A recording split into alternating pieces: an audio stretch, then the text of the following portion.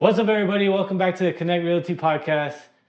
I don't know what episode we are on, but today I have my brother here, Haram, from New Home Construction. You want to do a little introduction to yourself?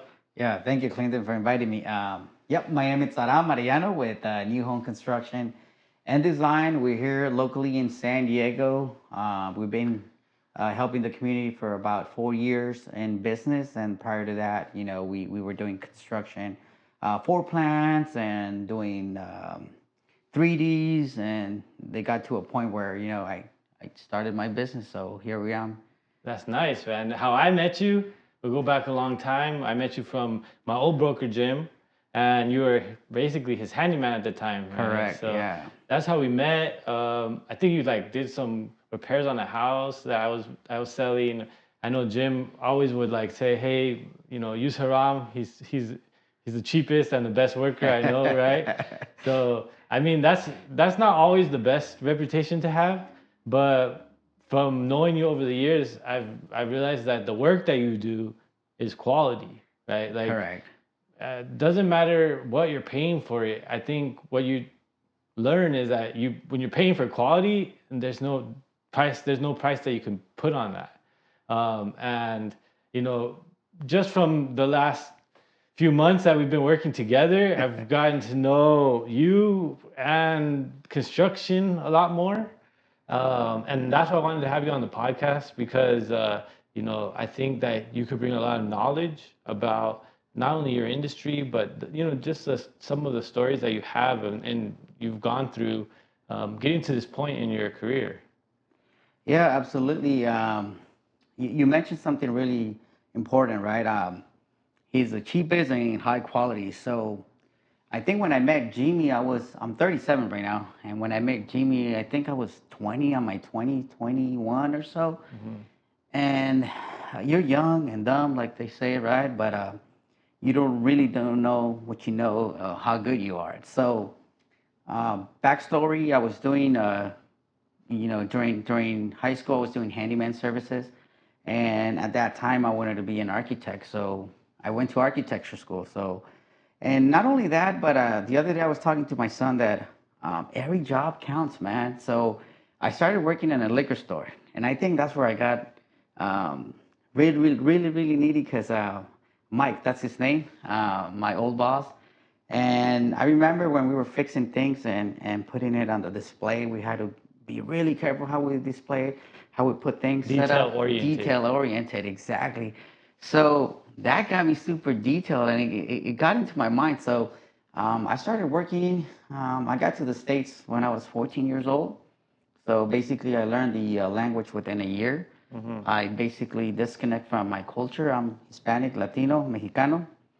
And I told myself if I want to succeed, I had to do it some way. So I basically started doing all my activities in English, going to church in English, and literally like listening to English, and and I disconnected. So from a year or so, I was communicating. So sometimes I get stuck just going back and forward, but That language barrier that is that tough. language barrier, yeah, exactly, and especially in construction because most of the we're in San Diego, so a lot of the guys they either cross the border or Your it's daily language, you're communicating in in Spanish. Spanish. Yeah. So then you come back again and talking in English, and then you're like, oh, that's just me personally, not everybody.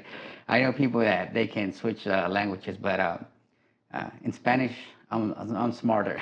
Well, I mean, Spanish your first language, you think of Spanish, it comes out sometimes Spanish, and I think some of our listeners speak Spanish. I think Yeah. Spanish is fine. I understand it. I want to learn more. I tell my wife every day, like, talk to me in Spanish. Yeah. And it's crazy, I didn't know this about you, like, right off the bat, but you're very similar to my wife with you having the DACA Yeah. and going through that process. And not everybody knows about that or what that is, but like, having that in common, it kind of connects us even more Yeah. because I know the struggles and everything that you're going through with that, and because we went through it with my wife, we went through the immigration process and all of that.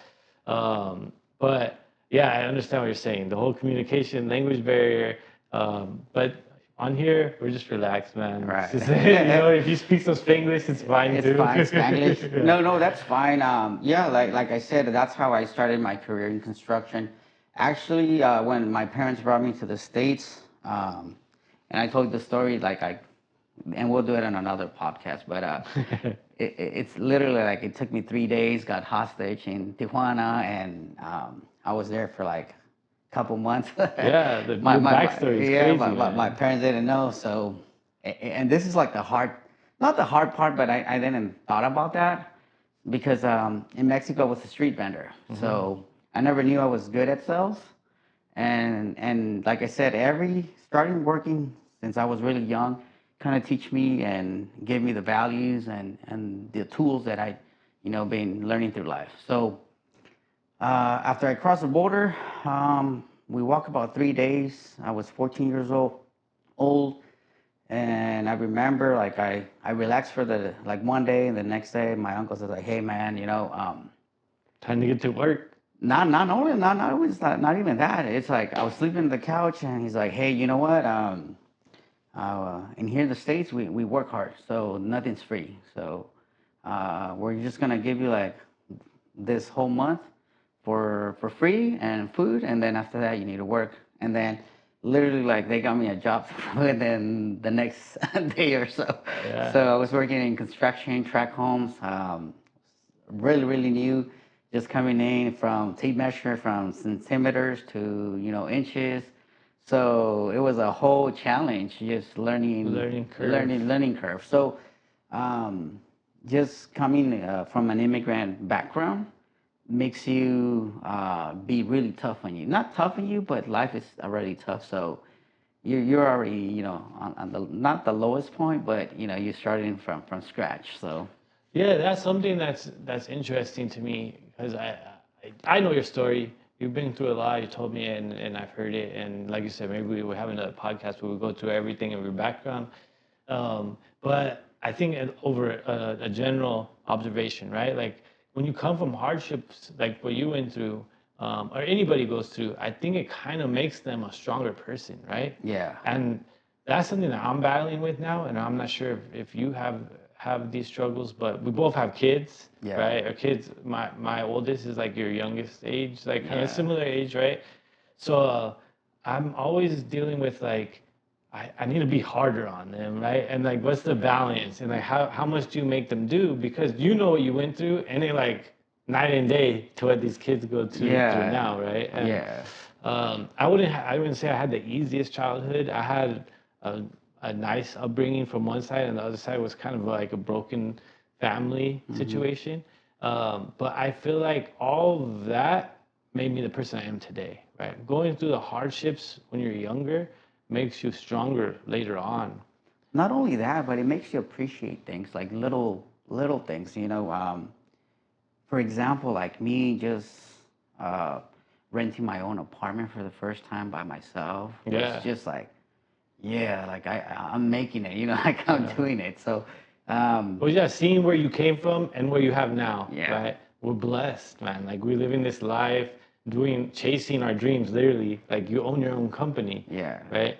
I would like to say that that's what this podcast is about. Like, we really like to have people on that are chasing their dreams, they're doing something, especially in the community, which you're involved in numerous networking things. You're out there helping people to better their home situations, right? Like whether that's adding ADUs, doing full remodels, building entire houses, right? yeah. Down to like, installing floors and doing windows, all that The stuff. service calls. You're really helping people achieve their own dreams, right? And Yeah.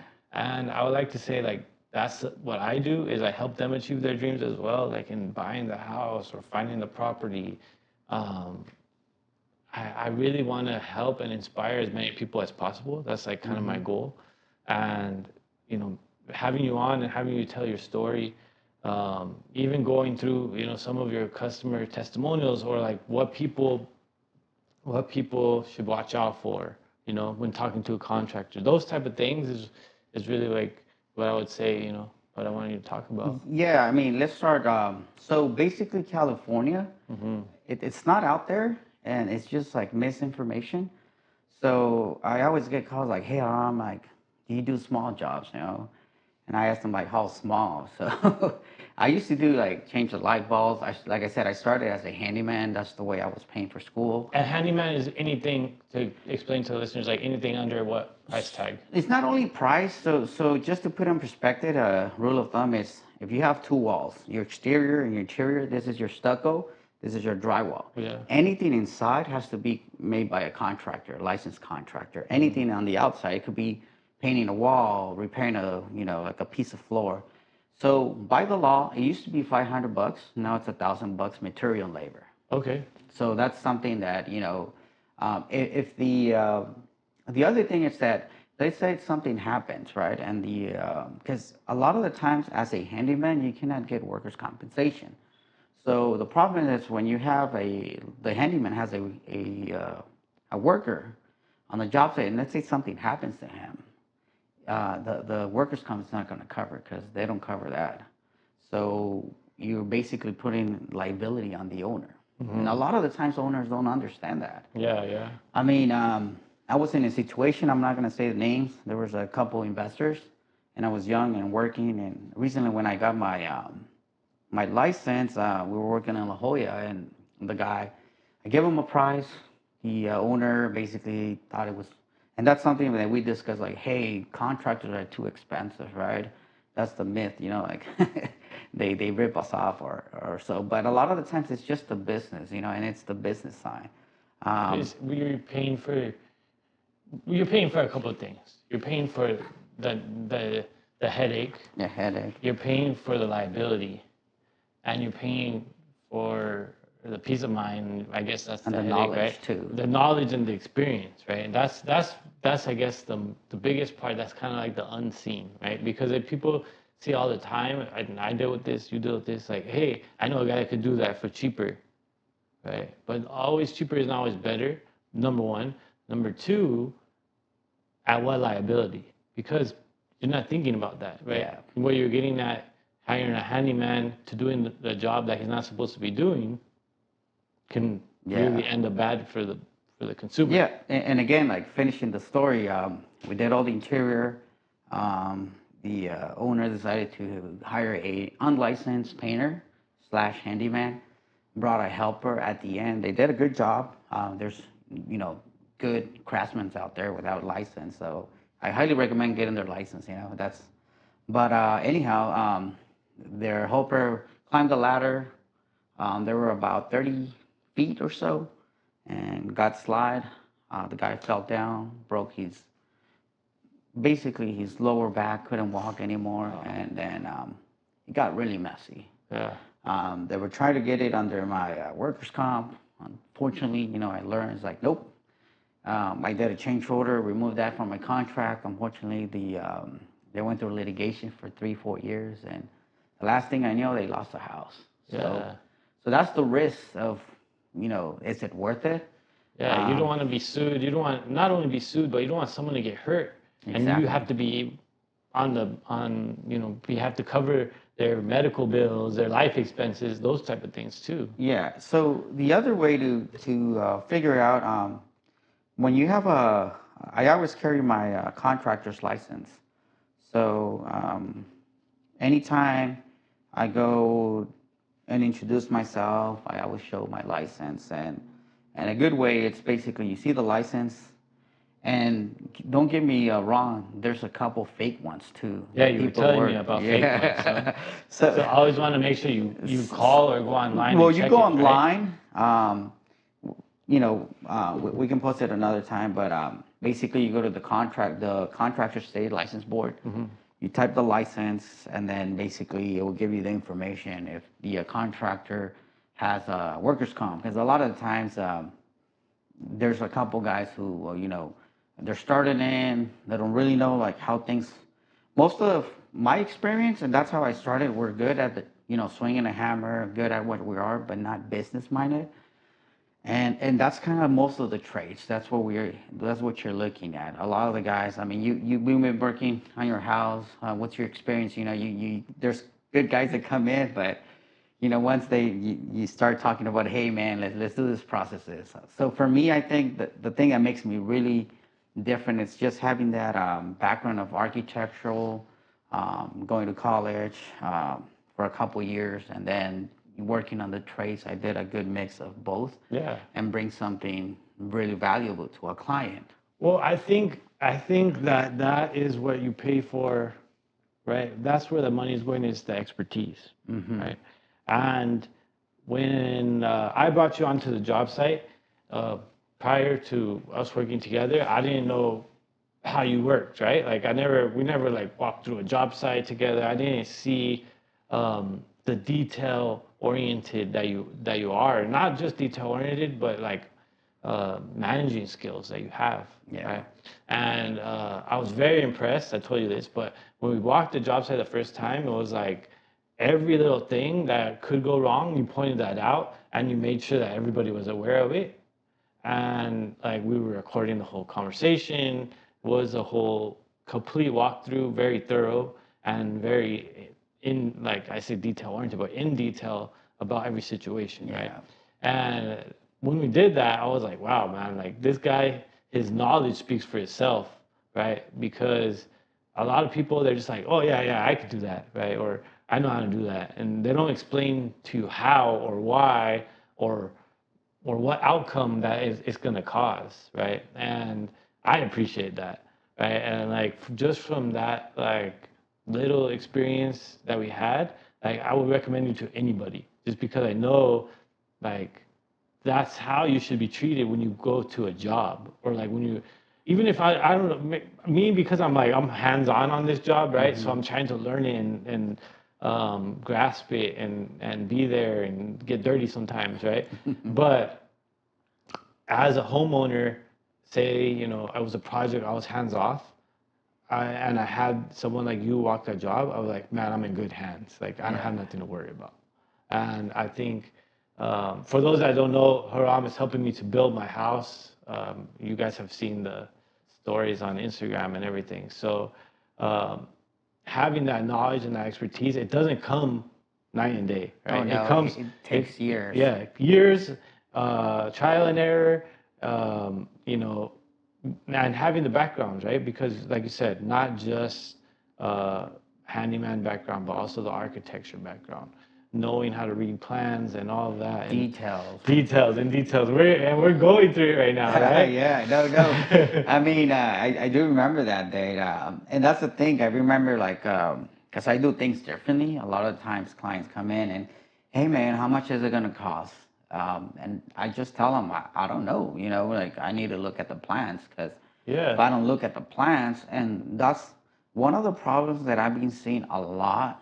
You know that saying, pay Paul to pay Peter. Yeah. I think that's how it goes. Steal from Oh, it's the Paul, still Paul, or take yeah, from yeah, Paul to pay yeah. Peter. So a lot of the times you see contractors running from job to job just because they're trying to Catch up their catch up their payroll. payroll. Exactly. So, um, I got my license, and when I got my license, like, what the heck? What do I do? I know I'm good at construction, but I need to, I'm lacking the skills of a business, Yeah.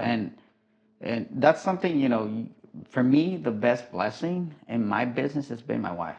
Yeah. She did business, and she's always pushing me. Something, like FYI, back in the days, I was really trying to finish up my college degree.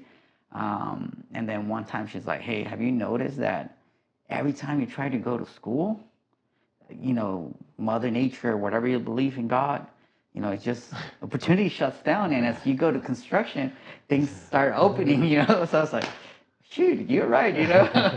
Yeah, I mean, blessings, like you're talking about blessings. My wife, she does the books for us, and like she does accounting. Yeah. And honestly, I don't think I'd be where I'm at in Me my too, business man. without her. So, you know what? If you're gonna start a business, get a good wife. Get a good wife, Get a good yeah. wife. Brownie points, right? Be smart, yeah, exactly.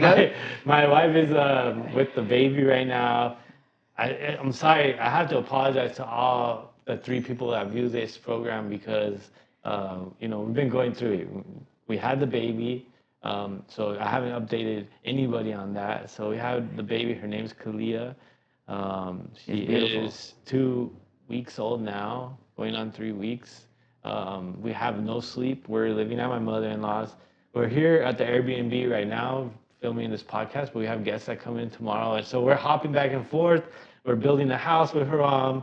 So there's a lot going on. I'm closing deals still, so like the market is moving, and we're going to war. There's bombs and like Hopefully stuff not, going. but Yeah, like there's a lot going on in the world, and I feel bad because I haven't been able to like make a podcast consistently, and I yeah, really want that to be a thing. And we'll get back to it. It's just life's busy, and life is busy and construction. It's a it's a lot lot. time consuming. I mean, Yeah, and I'm I don't, learning that. I don't So know if you remember this, but I remember like, hey man, can you come in and check out my plans? And I know you were like really, and I get this a lot. When I talk to a client, they're always kind of on the fence and stuff. Like if I was gonna, take advantage of that. But no, I think me more so. I'm like a sponge. So yeah, like when I start learning something, uh-huh. I'm like all in on it, and Yeah, I put all my time, effort, and energy in, and so I had to make sure that I was ready to dive to into dive in, something like yeah. that because to be honest, I still don't know if I'm ready. Like it's still a lot, right? Like and every day, I told you today, like when I was at the job site, I'm like, dang, I have so much anxiety because of this, but it's because like something new is coming up and there's a change order and we gotta fix Yeah, this I mean, foundation and it's like, remodeling, it's like this most scary thing to do, not only for homeowners, but for also for contractors. Because yeah, I've been running with situations where you give a price and then you run into a problem, right? yeah. And a lot of times it's not even the homeowner's problem or the contractor. But based on my experience The now, architect, the engineer, it's just like a everybody's whole, pointing fingers at and you him. see this around, right? Like, and for me, it's like, all right, let's just find the solution because pointing fingers is not gonna help at all. Yeah, yeah. So that's why that's been my main guess. I heard once like doctors don't never talk smack about each other. You would never hear like, oh yeah, doctor, like he's not good at it. So in construction, you hear that a lot. Oh yeah, that guy, he's not good. Like I could do it cheaper or I could do it better. Well, you could see why, right? Because there's different routes that take you to the same place. And going down the wrong street, you might have to go a All long right, way yeah, around. yeah. So it is really like trying to figure out the not only the cheapest, but like the best The way to do best route and things. the you need to have a good project Yeah. manager. So for Which I'm example, becoming. I'm becoming a project manager. he's So been telling. I've been teaching Clint. I remember we saw the plans and I said, hey, we're gonna go for an hour, and then we got so deep into it that we were like 3-4 hours already in the plans, and we were just at that barely time, my mind was like we were barely like scrapping, the scraping the plans, surface. the Yeah. surface, and then I remember I did the takeoffs, and that's takeoffs is like time consuming. So, and I like to show that to the client because Yeah. it's not easy. So a lot of times when they come in, it's like, hey, can you do it? I can do a quick, bathroom remodel. I can tell you, hey, it's going to be between X and Y. But once it comes into an ADU, that's a whole different scenario because you can have 1,000 square feet, but you don't know what kind of floors are you Yeah, having, materials hit materials or different. finishes. So a lot of the times I tell clients, you start really, um, hyper about the building, and at the end, you almost finish your budget. So Yeah. I make sure that we're on the budget and we keep on the budget. So I want to be realistic. So a lot of times I say, hey, Clint, I just want you to be transparent with me. Like, how much is your budget if you feel comfortable? And a lot of the times I see, the products that you're selling. So you're having this nice, beautiful opening that door is like 20 feet, right? 20 feet wide. But those doors are expensive. Yep. And those are, for those who don't know, those sliding doors, from floor to the ceiling, they're roughly like $2,000 per linear foot, Yep. 8 footer, 9 footer. So if we're doing 20 foot, do the math, it's expensive. So when you're building an ADU as well, when you hire the architect, make sure that you stick to your budget. So a lot of the times when you do anything custom, even custom windows. So typically for windows, it's 2, 3, 4, and then 6 and 8. That's the width. Height, you get 3, 2, 3, 5, and 6 and 8.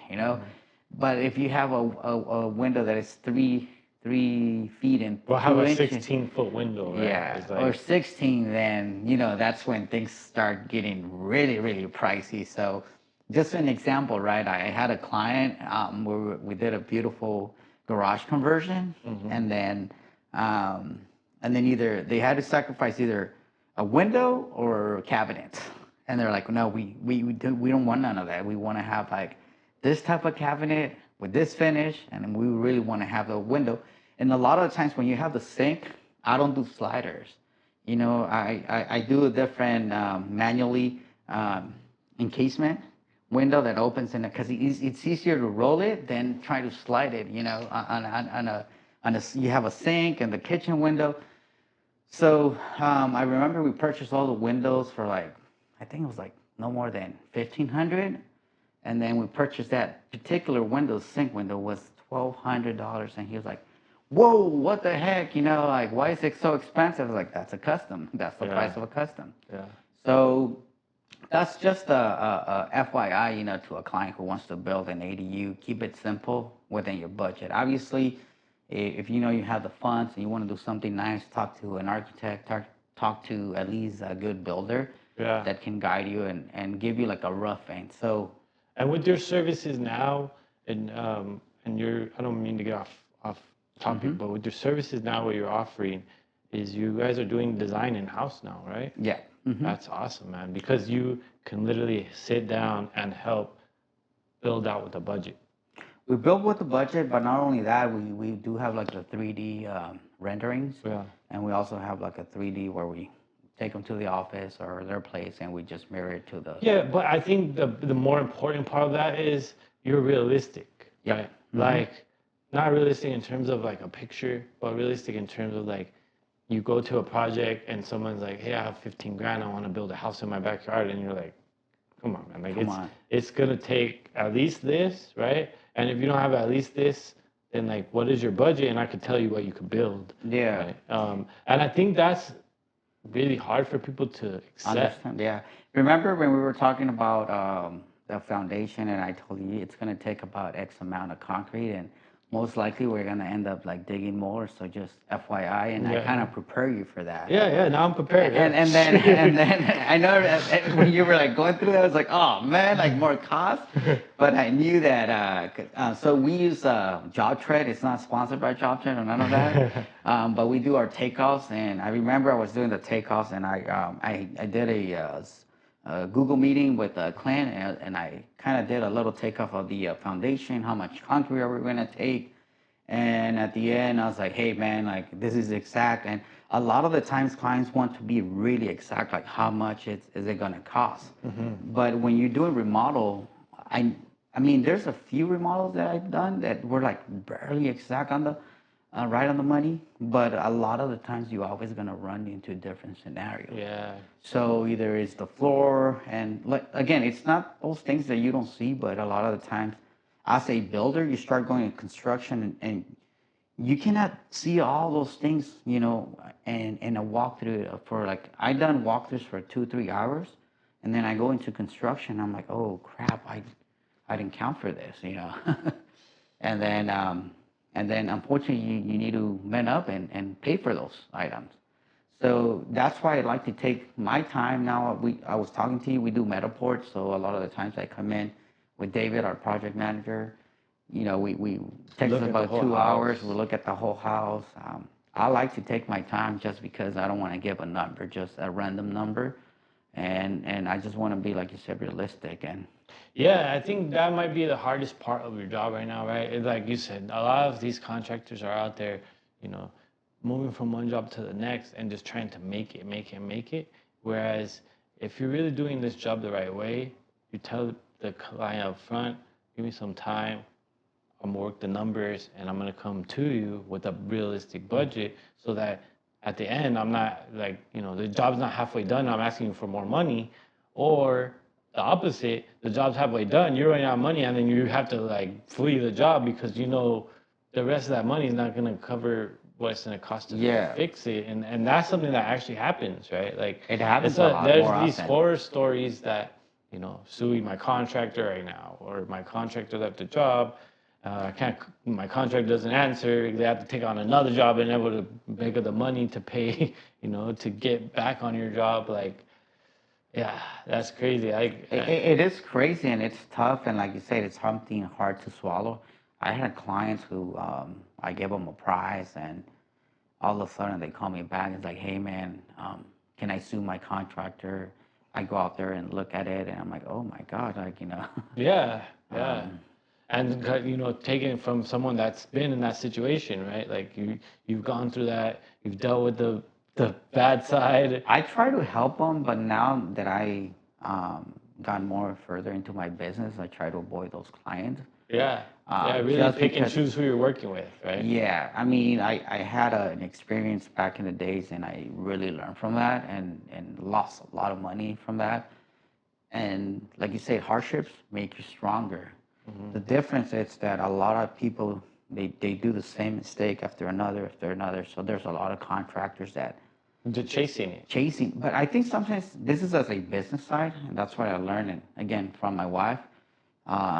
And thank her, a lot of times she comes in, looks at the numbers, and we'll finish the job, and we look at it, and we've been doing systems where, hey, you forgot this material, or you forgot this hardware.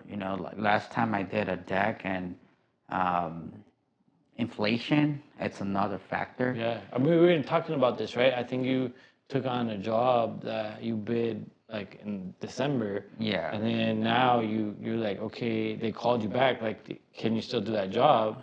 And you took it, but then you realize, like, hey, man, prices have gone every Uh, 3 months, prices are going up on yeah, stuff, not a right? lot, but it's increasing 20%, some of them 15. I mean, the brackets, remember how we were going to the Dixieland, and I mentioned to you last time I paid like $60, now they're $100. Yeah. That's a $40, increase. And it's tough. So for those who are listening, just be mindful with your contractor too. Yeah, yeah. And just be contractors, if you're listening, just also be, really upfront. It's really about building a relationship with your clients, and that's hard to do when you have your client's goal is always like save the most money, right? And get it done as fast as possible. Now, when you have those two things in mind, like what is that chart? Like quick, fast, and quality, Yeah, right? If like you're cheap. picking quick and fast, you're not gonna get quality, Correct. right? And if you're picking fast and quality, then you're not gonna get cheap, No, right? correct. So those are the things that you have to keep in mind, and like your goal as a contractor is always going to be quality, right? I know you. Well, it depends. So a lot of times I walk into a client and I ask them like, "Hey, what's the most important thing you're gonna do on this building? Are you gonna, let's say they're doing a garage conversion. A lot of the times, kids are going to college. You have a 3, 4 bedroom, and then they have a nice garage. And a lot of times they don't want to sell the house because it's, they're not getting anything similar. So most of the times I build a nice ADU inside the house. It's more pricey, but it's really comfortable. Another thing, it's personally myself, I'm constantly every I wake up at 5 a.m. So right now, Clint is inviting me to, be more healthy. You got him out there running the running stairs the every stairs, Wednesday. but part of I try to have 3 days to just kind of learn something new in the construction field. So I have clients who dealt with like, hey, is there any like organic, products out there that I got allergies, and I do my research. So when they ask, I'm ready for it. Yeah, yeah. But also I have clients who are like, hey man, I wanted the cheapest material to look nice. I can find the nicest things, but it's not gonna last, as Yeah. long as just a band-aid. And I just Well, tell have them like up front. again, that all comes from having the expertise, right? Having the Yes. experience on it and being like, hey, if this is what you want, this is what you're gonna pay for, and this is what you're gonna get, right? Right. And at that point, they have the clients able to make that decision. Correct. But yeah, man, it's what a learning curve. Oh It yeah. is like just my job alone is like, I don't know, it's so crazy how much dirt we have to move. It's like dirt is my worst enemy now. It's like just And I remember talking to you like, hey, what are you gonna do with that dirt? You know, you were gonna have at least a couple loads, it's still so much and dirt. then It's so much crazy. dirt coming out, and those are things that I'm foreseeing. So, recap like what has happened. We went through the foundation we started, and it was really soft. Yeah, we went deeper, And not only that, but 12 inches everywhere. yeah, the engineer Luis Labrada, he's a great engineer, but not everybody can work with the plants. They have a good reputation, but you really need to have a good contractor because their plants are really Technical. technical. Yeah. So you really this is what I've seen in the past. You know, with other contractors that they're starting, I try to help them out because I know at some point I was there, Yeah, yeah. and I just tell them like, hey, this is the way I do it. I started from the outside and then I started tackling interior parts. But at the same time, it's not only looking at the foundation plan, it's looking at All the way up. all the way up, like the framing, and then How all of that a sudden, affects like it. you're like, oh my God, there's a window running out there, so that's not gonna work, or there's a pipe running in there. So my experience or my expertise is that when I look at the plants, Nick is one of the guys that started with me, and he was telling me like, man, like her daughter's a chemist, right? So he was like, hey, when I see my daughter and you, I compare them, and both of you can see everything you can see everything on Like your it's a mind. 3D model. Like a 3D, you even without looking at it, and you just Yeah. kind of, but that's experience, and you're passionate about it. So when I'm looking at the plants, I start looking at, foundation, framing. Sometimes I look at, mechanical, which is, your HVAC Yeah. or your electrical. A lot of the times, and this is, don't try to, sound like hate or any of that, but there's some ego in the architecture field where a lot of the architects, so I wanted to become an architect when I was in school because in Mexico it's a little different. Basically, the architect it's the project manager, the sales guys, and I was on the job side. So on the States, you kind of have that, but you never have. I mean, we've been here working on your project Wow. and have the engineer never show up, or I haven't Architect even does. seen that. So basically, the architect comes in, does a beautiful design, and then then gives like, you here the you plans go. and good luck, my friend. Good luck, You know? yeah. And then I mean, me, or at least I can call mine and he answers. So yeah, it's always, they will answer, but there's always this like little ego where they miss things, and then you as a contractor, hey man, well you figure it out. It's like yeah. start pointing fingers. So A lot of that too is I think, you're probably competing in your world. You're probably competing with somebody of maybe that they know or like that they tried to hand the job to. yeah, In my situation, my architect, shout out Sergio, he's dope. Like I like the design. It his looks really design is cool. amazing. Yeah. And he's been there to answer the phone. I get it. Like he's not on the job site and he's not doing the work, but it's that's just That's part of like what you deal with when you're building a remodel, Yeah. new home. I guess it's And crazy. your architect is really knowledgeable because we don't have that many defects. I seen where, for example, we have this is the most common problem that I see, especially on garage conversions, because you have a really tiny place, and a lot of the times the draftsman or the architects they put the laundry room or the washer and dryer really close to the wall, which in reality that doesn't happen because a lot of the times you have the laundry, you have the washer and dryer, and it sticks up out of a 5 or 6 inches because you have all the hosing on the back. So those are the things that I take a look and I'm like, hey, the laundry is something's like really close to the door, and I was like, once we build it, that's not gonna happen. It's just gonna like it's gonna be an obstruction for your door. So those are the things that we looked at. Um, or a lot of the times I see where the other time I was looking at some plans and they had a two-story beautiful design, and then instead of having those walls, the plumbing walls, typically when you have a bathroom upstairs or two bathroom, it's going to run a 3 or 4 inch pipe, ABS or PVC. And if you have a 3 inch wall, basically removing that integrity. So now you have to call the engineer Yeah. while you're in construction. So those things or those are the things that I look prior to building. And most of the times I was like, hey, talk to your architect or talk to your engineer. We can buff this up. Or what will be the best scenario? Yeah, man. It's crazy just to pinpoint those things even before you're at that level of the house, right? Like having that knowledge and experience is it's definitely what you pay for. It's much appreciated. Like I appreciate it. Uh, I mean, I know we couldn't foresee how much we were gonna have to dig out of Yeah. dirt, but I mean, we're almost there. Like it's crazy. Like once we get past this foundation, I feel like it's gonna be, And not only moving a that, lot faster.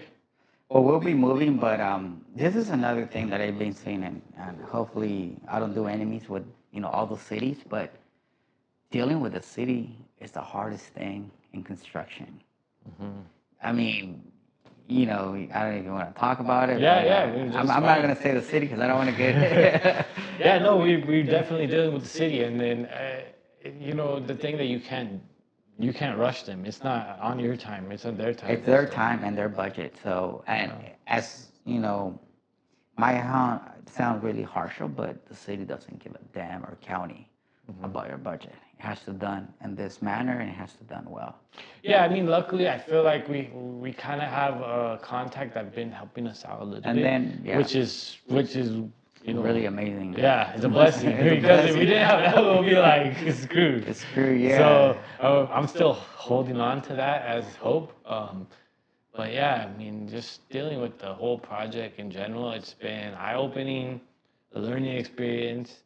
Um, Seeing like what you have to deal with on a daily basis A lot of has stress. given me a lot more respect for what you do, and not only that, but our friendship, like, because at the end of the day, we have a conversation, and you're like, don't worry, I know how to fix it, right? Yeah. Whereas, like, for me, it's like the end of the world on some of the things. I'm like overthinking it, and then, like, so much stress. I've learned to kind of like roll with the punches, which is crazy because in the real estate world Uh-huh. is what we do, right? Like something's gonna break, something's gonna go wrong in a transaction, and you have to like pivot and like know how to fix it, right? Quickly. It's the same in your business where like you have to pivot and like know which route to take, right? It's very very similar with me in the real estate world. It's more based on the communication, and that's why I'm better like at communicating the issue and like trying to figure out the problem.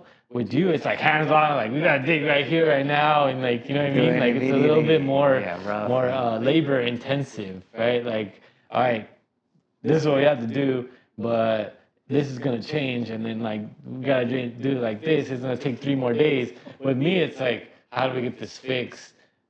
What can we work Well, out? with construction, it's like playing. What's that? When I was growing up, I was mostly like outdoors on my bike. But what is that? Blocks, those little blocks. Like Jenga. Jenga. So construction is like Jenga. Like you move something, and all of a Yeah, sudden, like everything can fall apart. So so you need to be really wise, even how you build, how you manage, how do you project manage. Good questions for your contractors. Be like, hey. Because a lot of times I get like, how long is it gonna take you? But ask like, hey, what will be your process? What's the timeline, right? Like, what's the process? How is the process gonna work? What does it look like? Yeah, for me personally, I look at the plans and I look at, I have a system. So typically what I do, it's underground first. And then I look at like material. So there's times that you have to deliver some materials up front or during the construction, they have to be set inside. So let's say like yours, you're gonna have steel beams coming in. When is the perfect time? Yeah. A lot of the times we have to, how are we gonna have the crane? It's not only like building it, but how are you gonna get things done? How are you gonna, hiring a crane is like $1,000 per hour. Yeah. So if we have Well, yeah, the lift is like $2,000. $2,000. So a lot of the times you have to figure out what's the cheapest, not the cheapest, but efficient. That's the word.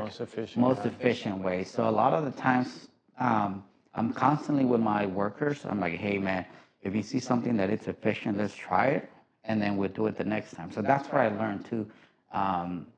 don't have this ego, but just listen to your workers, listen to your subcontractors. Yeah, what's going on What's the going job site. on? Yeah. That's something that I've like really learned is like you got to be there, walking it, see what's going on, and understand. And like this, it's like running a whole playbook. Playbook puzzles. It's just kind of Yeah, putting puzzles together, solving problems. So I'm excited though, man. Like, it's excited. If you like problem solving, yeah, that's what I said. Construction is not for everybody because it brings anxiety. Sometimes you can sleep because you're thinking of like, man, how do well, I do I think having the experience like you have is like one of that ways that makes it go away. But then there's always a curveball of left field that you have no Yeah, idea I what's mean, gonna happen. you get used to it. I remember when I started it, I was not sleeping, or I'm like, how am I I gonna just fix hope we can this? get to a place where everything starts to run a little bit smoothly, you know? Yeah. And right now it's just like I made a video today of the house. I'm gonna post it after we leave here. But literally, like you don't see much has changed in the last 3 weeks, but it has. Like if you look in detail of the house, like you could see the new footings that we dug. You could see like all the concrete that we cut out. That You we know, cut and out. all this stuff is there's stuff happening there, but you just don't see it. And thank God you're doing remodel because your project it's kind of like a mix of new construction because you're adding more square footage, but at the same time you're keeping an old. And this is like really cool, like something that I don't see often. You actually have the original blueprints, Yeah. which was really cool to see. So that was really helpful. But a lot of times you don't even have that. So basically, when you go to And even the old blueprints are wrong. yeah. It's like 3 measurements. Like, wait, this is not even that size. Yeah, and that's the thing. That's what we were talking about. Like today, me and Clinton were on the phone. I was like, "Hey, man, like if you're gonna be on this project, he's like, you need a full-time project manager, or you need to know there." So a lot of the times, I try to make sure I understand the vision and the view of the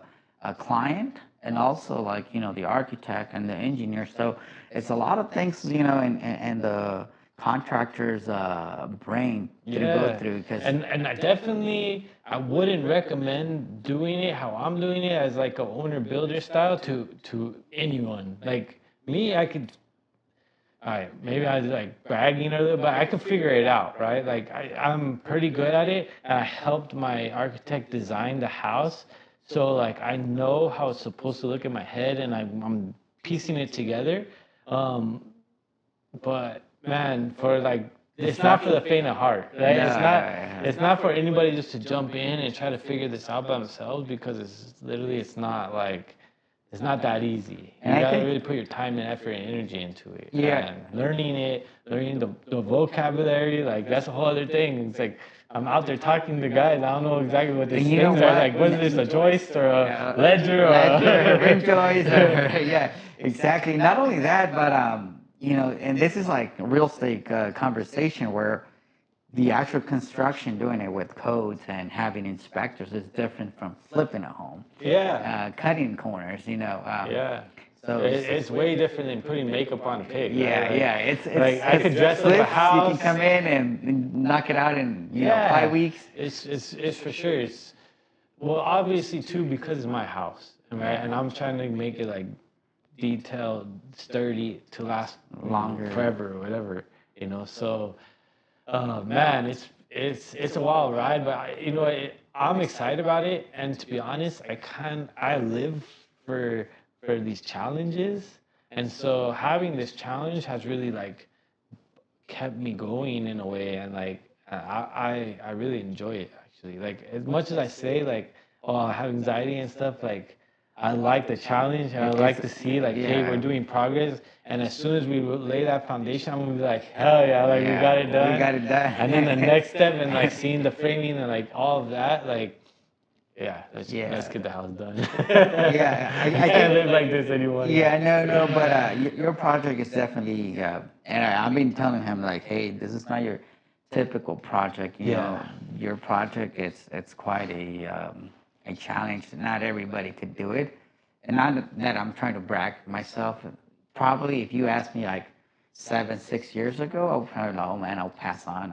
I think that's too much. Yeah, it's like I just got a lead recently, like for 240 units in downtown, that's a whole different animal. And I was just Yeah. really, really, really transparent. Like, look, man, I don't think I'm gonna be the good fit for you, you know, because this is out of my scope.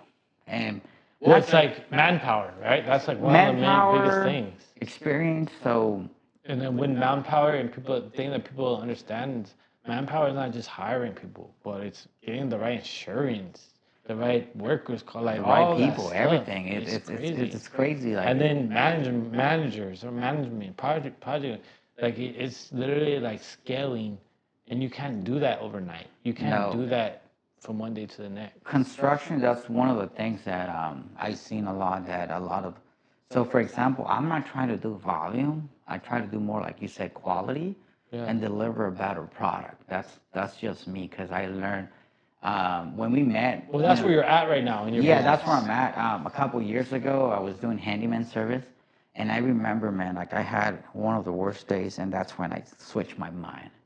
I think I never mentioned this to you, but I had about 12 workers, 12, 15 workers. And I remember I was just kind of doing handyman services, and I was just trying to do volume because I thought that that was kind of the way to do it, you know, like having a successful business.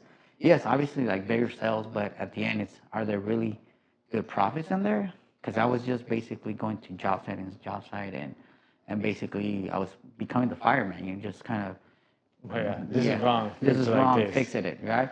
And I remember that night, it's like one of the guys lost the keys for the house. That night it rained, and I had to deliver, and then we had some cheap cabinets come in, and it got all soaked. And I remember like a lot of things. Not only that, one of the guys broke. I remember I did it, and that's the other thing. You know, that's another side of the construction. A lot of the times you got this. I don't want to sound arrogant, but a lot of guys are like high school dropouts, and they didn't never like the, you know, school, and then they just, you know, like being handy, right? So I had a guy who basically climbed the ladder. They were putting like a light fixture above the kitchen island, and they dropped the hammer and just broke apart. It was a $3,000 stone, and I had to pay for it, you know. So I Some stuff remember that's out of your control because you're not there. that was, yeah. So that's when I learned that I didn't want to do volume, and that's when I scaled down, and then I had to rethink and restart myself Yeah. again. Where do you want to go in your business is a great question to ask yourself before you start doing business, right? Yeah. Like, and it's a hard question too because you don't get the answer overnight. It's not like you starting a business and what do I want to do? You just want to work and like you want to like sell as much as possible Yeah. or you want to make as much money as possible, but realistically like that's not what you want to do. So you have to find the passion or in your case like the niche, right, of And what you I want to found do. my niche now. I mean, now I'm more like a custom builder. I like to, you know, take my time, like I said, Doing ADUs and doing ADUs, new garage builds, conversions, we do remodels. additions as well. But we bring more like the taking the time of the designing and making Yeah. sure we deliver a good product. Even though might, you know, you might have a tight budget, but we still make it. You know, we have done it. Or you met Jimmy. So with Jimmy, we used to, when I met him, and I didn't know I had that skill. So he's like, hey, I want to do this and this and this, but I don't have the money. And I asked him, well, why don't we start in here? And then as we progress, I'll basically, you know, have the wires in or have the plumbing ready for you whenever you. And I remember it took us about 3 to 4 years to basically remodel one of his houses. Yeah. And at the end, you know, we did their bathrooms. We did, you know, partial of their, you know, needs, a honey list. Yeah. And that's something, you know, you want to have that relationship with a good contractor that you're not just gonna, because for me and you, it's like the constant hustle, right? Like Yeah. you can sell $1 million home, but if you didn't sell it for the whole year, you know, you didn't did anything. So you want to maintain that reputation, not only the reputation, but you want to make sure that, you know, your client calls you back, referrals. So it's a lot of work being a business owner and construction. Yeah, I mean, my goal is to be here for the next, 30 years doing real estate, and you don't get to there if you treat one customer bad, Yeah. right? Like just having that one bad customer could ruin your whole reputation, your whole reviews, your whole everything I'm working up for, right? So honestly, like me, I really try to go above and beyond for all my clients. Um, I'd really like, make them family. Yeah. We have a saying, connect family. So like if you're a connect client, you feel like you're family with us. And life has been happening lately. I feel like I've been not able to fulfill that commitment to everybody. And I really got to work on that. But I'm gonna be back grinding away. Yeah, no, and for me, you just got a good point for me. That's why I do things certain way because I learned throughout the years that um, one time I went to an event and I saw a contractor that was doing $10 million profits, right? Yeah. And then the wife has like a marketing program and they just retired. But at the end, this guy made so much money. But construction tears you down from mentally, stress, and hard on your body. So I knew that I don't want to go that route. So my goal, I see myself within the next years helping, clients, building that relationship, but at the same time, you know, because right now in my industry, there's this myth that, like I said, contractors are too expensive or so, and I get it, but again, you need to be really upfront with both parties, right? So my goal is in the future, be that custom builder with a great reputation. So we're going there. Yeah, not only that, we're gonna start building some houses for ourselves, Yeah, right? We're yeah. gonna start buying some land, building some houses. We got some big goals. So Haram's not going anywhere. I'm sure you'll hear him on the podcast again. Thanks for coming out, man, and doing this with me. Oh, thank I you, know man. it's your first podcast. It's my You first did a great one. job. And the thing about you, man, you're a great storyteller, and I think that you have so much expertise and knowledge to like share with people, and you're willing to do that. And not everybody is. Some people are gatekeepers and they really hold their secrets back or they hold their way of doing business. And I think that life and business should be the exact opposite of that. You should be able to help people that are coming up, right? And help everybody, pursue their dreams. All like you say, like the saying says, right? Like, go lead them to water, but you can't make them drink it, right? Yeah. But no, thanks for coming on, man. I appreciate you, and let's keep building my house. Let's get it done. We'll do another podcast when it's done. When it's done, or the next challenge. Make sure that you follow Haram. You want to tell them where they can find you at? Yeah, I mean, so if you're looking at my website, it's nhcons.com. I have TikTok right there. That's the easiest way, my landing page. Instagram, San Diego Contractor or New Home Construction and Design. Drop your phone number. Number is 619-372-4472. If you're thinking about building a house or an ADU, anything, call this guy first. He'll be super honest with you. And not only that, but you're getting quality in his work. Thank you guys for tuning in. Remember to hit subscribe, follow, drop a comment. I'm still going to give a TV out to one of the people that watch and drop me a cool comment. So sorry again for the delay and not having a new podcast episode out, but here you go.